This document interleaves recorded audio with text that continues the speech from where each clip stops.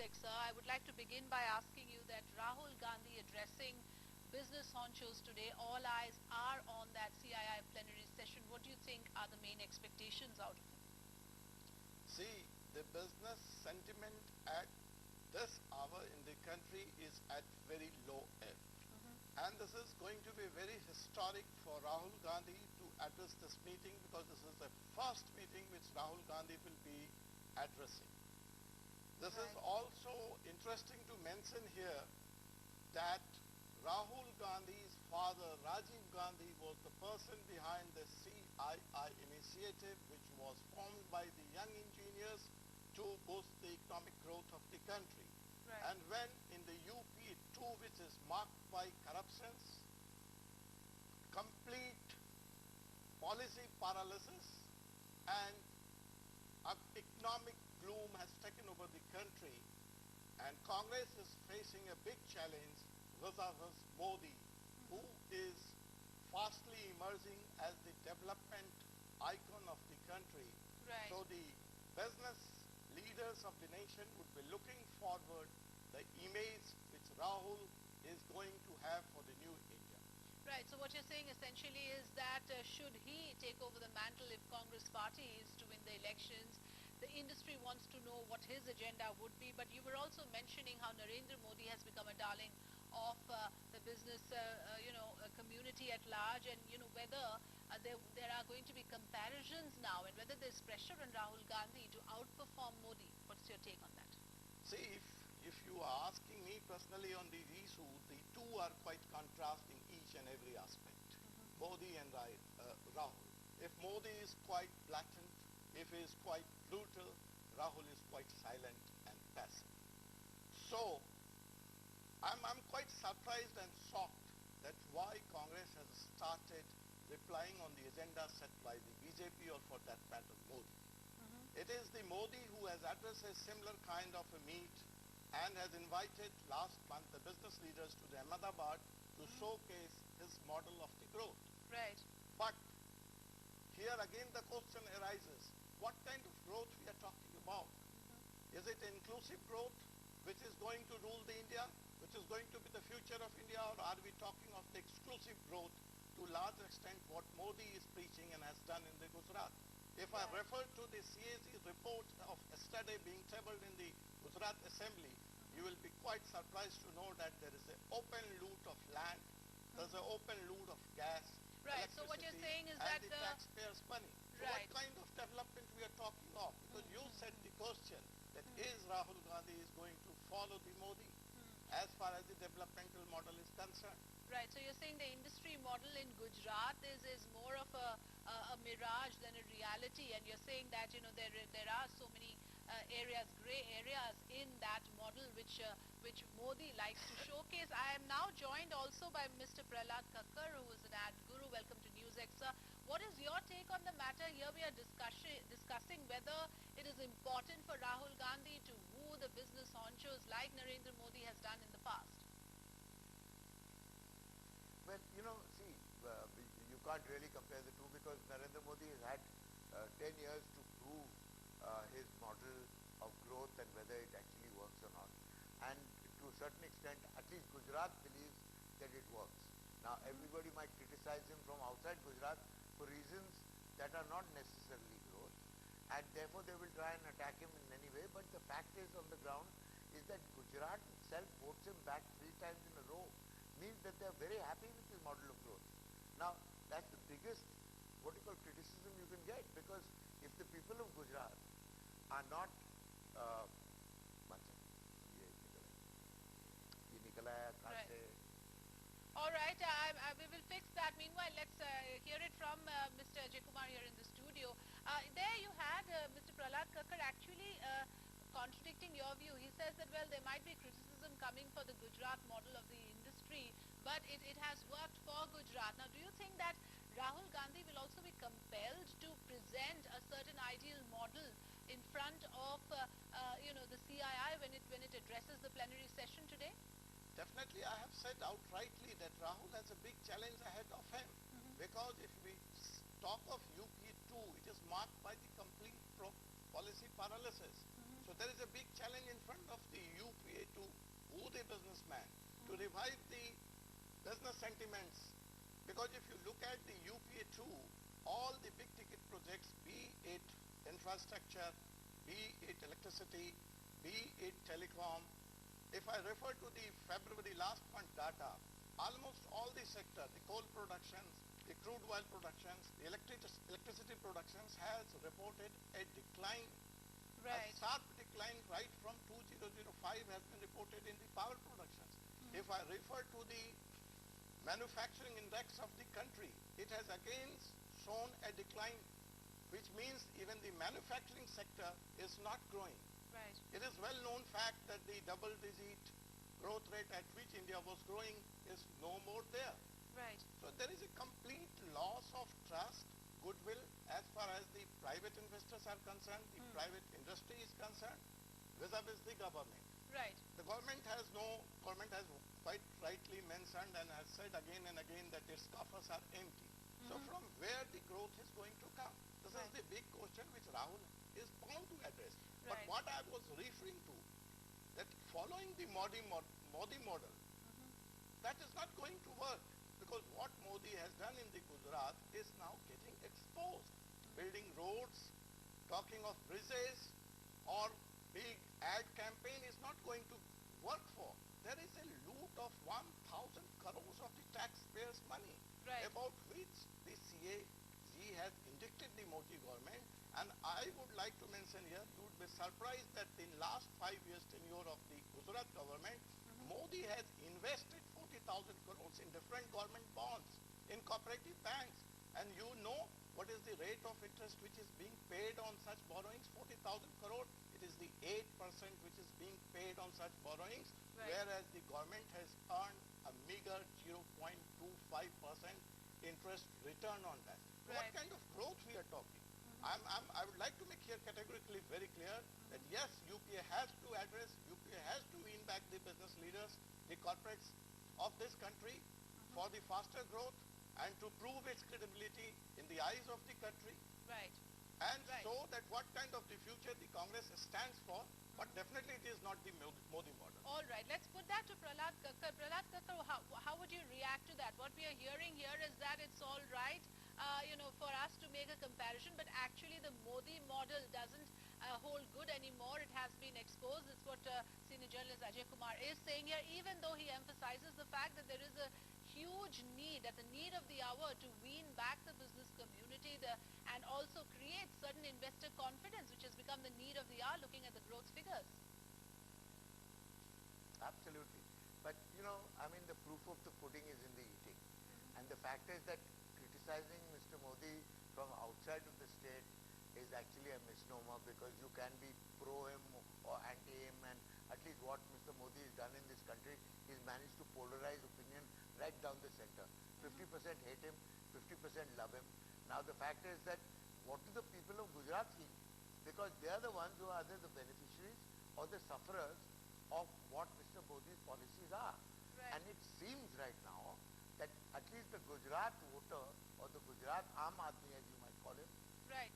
thinks that Modi is God. Right, Mr. You know, Kakkar, I would now like to draw obviously your he's doing attention to the something main right. topic here. We are talking about Rahul Gandhi's address today and whether he will be under Okay. certain pressure to live up to the speeches that Narendra Modi had delivered earlier, and whether it would be a comparison in that sense, and will that be a huge challenge for Rahul Gandhi to meet up to? That's the focus we are on the discussion today. Yeah, I don't think it's fair to start comparing Mr. Modi and Rahul Gandhi at this stage, because Rahul Gandhi has just stepped into some degree of responsibility, and at the same time he has not had time to prove what his government is willing to do.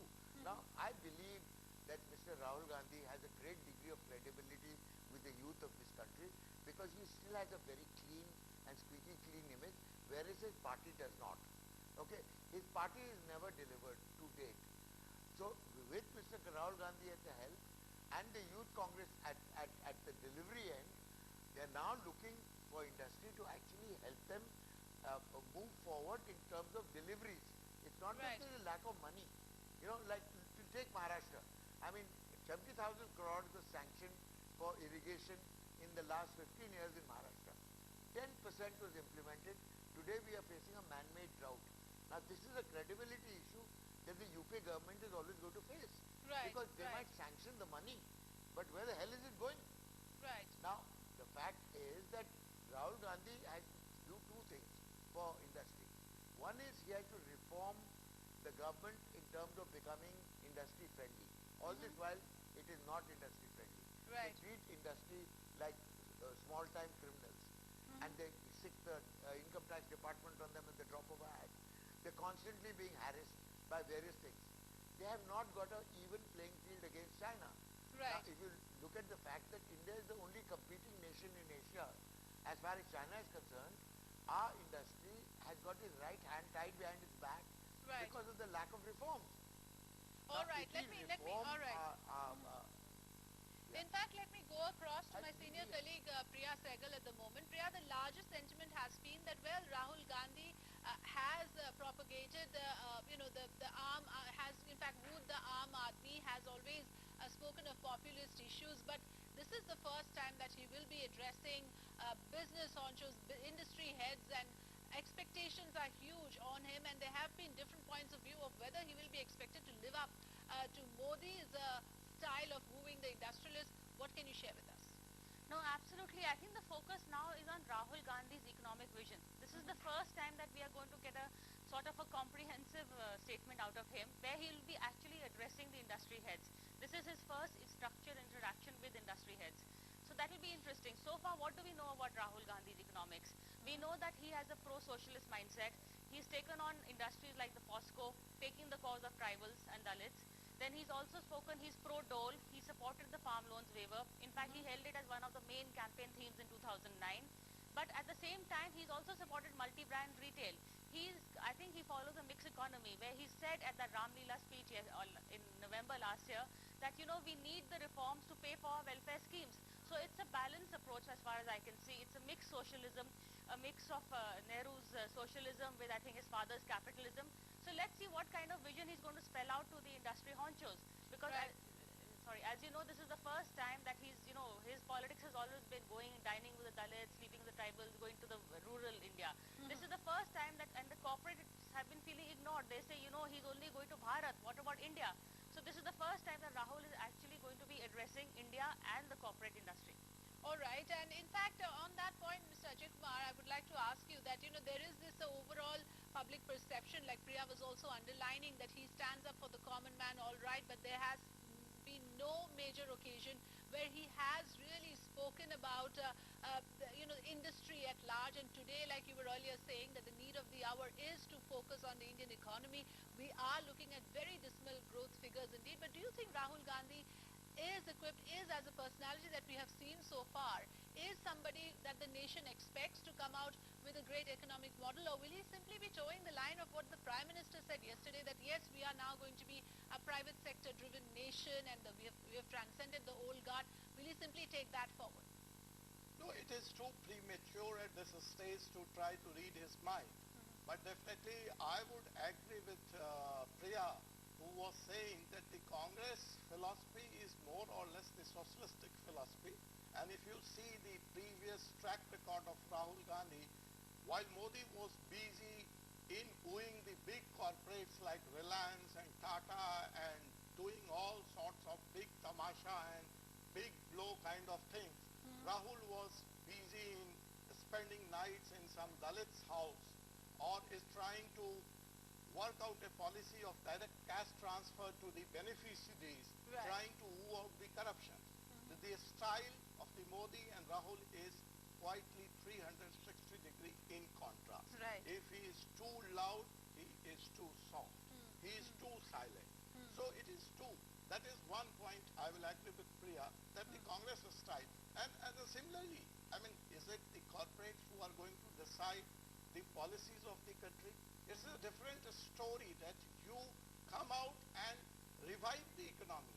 And for Right. that, if some process are to be let down, you must let down. The government must act as a facilitator to the private sector, to the corporate. Government should not bow down in front of it, which has happened in case of Gujarat. I am Right. again and again emphasizing, Mr.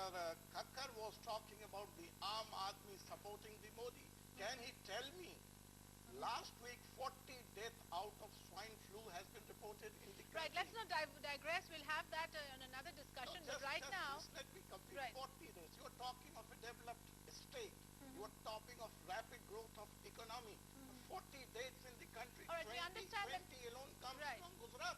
Right. So what kind of health infrastructure Modi has created? Right. Why not there is a private player in the health? Why not there is a private player in terms of the infrastructure? right, I will allow Mr. Kakkar to respond to that about Modi's flawed strategy. But before that, I need to play out some of the industrialists and what they have to say about Narendra Modi. Let's take a listen. Not only is Gujarat one of the fastest growing states in the country, but its example is being emulated across many states.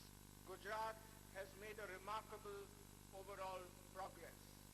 We see almost every state embarking on an investor summit now, a proactive approach established with a walk-the-talk approach of the government here. Our total investment on the ground or in the works is in excess of 30,000 crores. We employ in Gujarat 50,000 people and will potentially employ indirectly several more. Endeavor is to provide world-class education ecosystem that can provide world-class graduates, academic and scientific research, and one day I think Gujarat will also be very proud to really produce Nobel laureates from our institutions in Gujarat.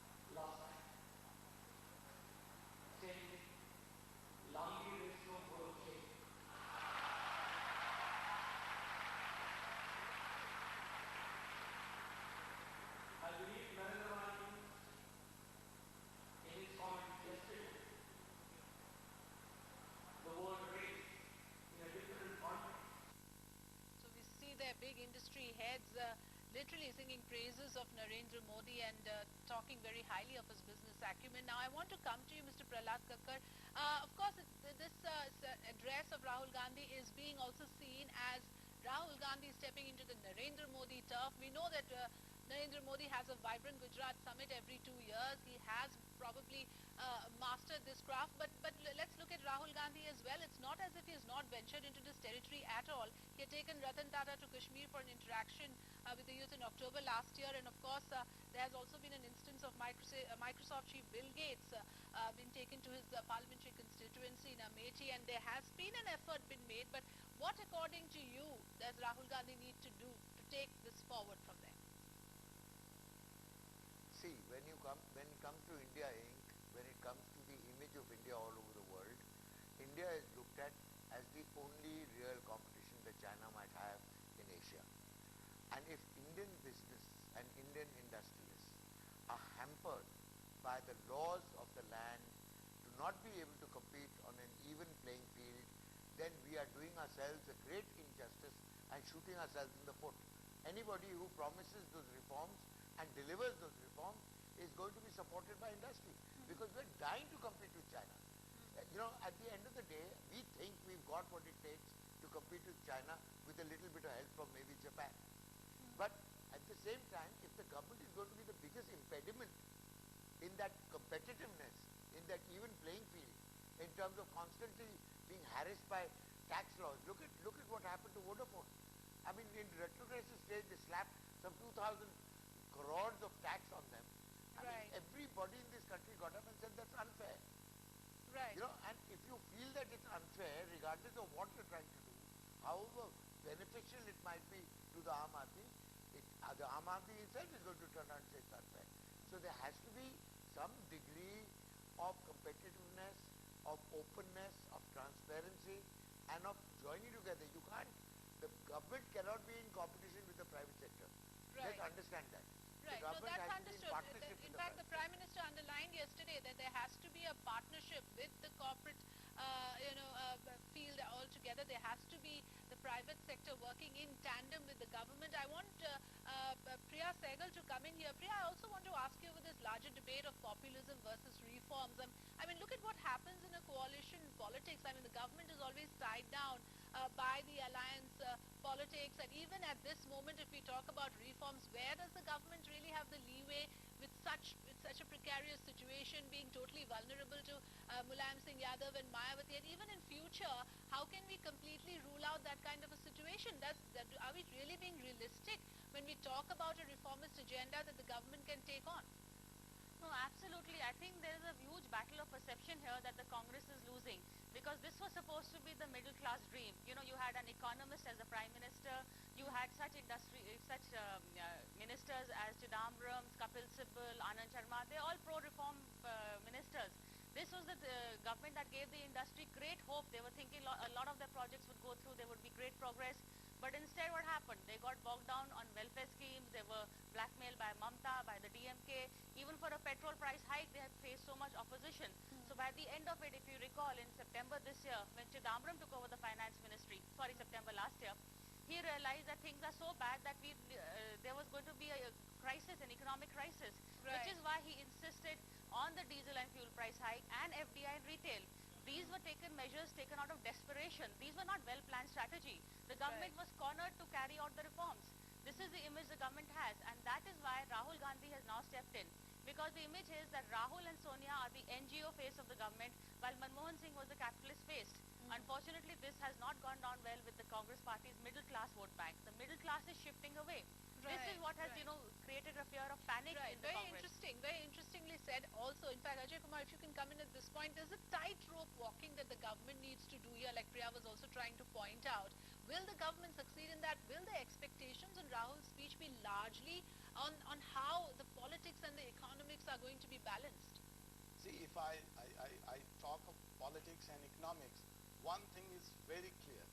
The agenda of this meeting probably is the future India, the sustainable growth and the security. That's the agenda of the today meeting on which Rahul is supposed to speak. See, when it comes to politics, whether it is NDA, whether it is UPA, it is all speaking the same language. Because if you talk of the nation, if you talk of the reforms, if you are talking of the armed army of the India, then the parties should not run behind, the alliance partners should not run behind to grab power.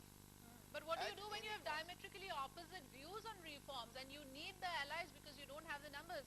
Anyway, we will have to leave it at that. I would like to thank my guests here, Ajay Kumar and also Prahlad Kakkar, for joining in the discussion, and my colleague Priya Sehgal for giving us valuable inputs. With that, it's time now for us to take a quick break. More news and updates on the other side. Thanks for watching.